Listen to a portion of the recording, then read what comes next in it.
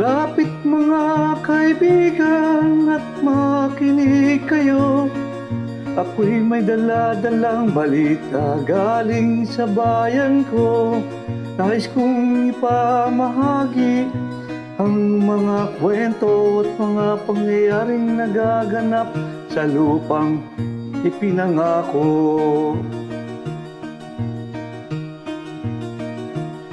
Ang lupang pinanggalingan ko'y may bahid ng dugo. May mga lorong di makalipad, nasa hawlang ginto. May mga punong walang dahon, may mga pusong di makakibo sa mga pangyayaring nagaganap sa lupang ipinangako.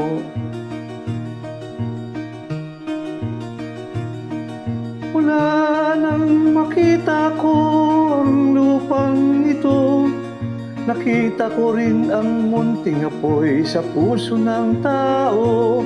Ginatungan ng mga kabulukan hanggang sa lumago.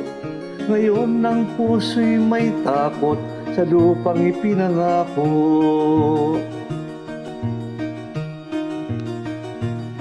Lapit mga kaibigan, makinig kayo.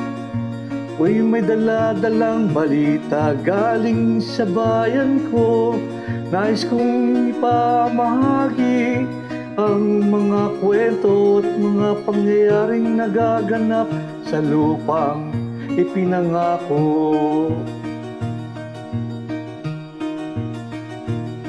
Dati-rati ang mga bukid ay kulay ginto. Dati-rati ang mga ibon singlayan ng tao. Dati-rati ay katahimikan ang musikang nagpapatulog sa mga batang walang muwang sa mundo.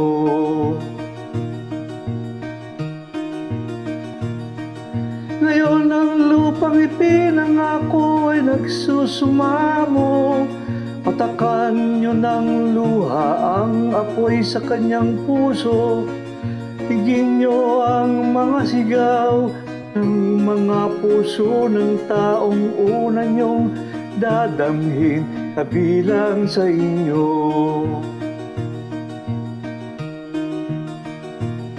Doon mga kaigsunan, paminaw kamo.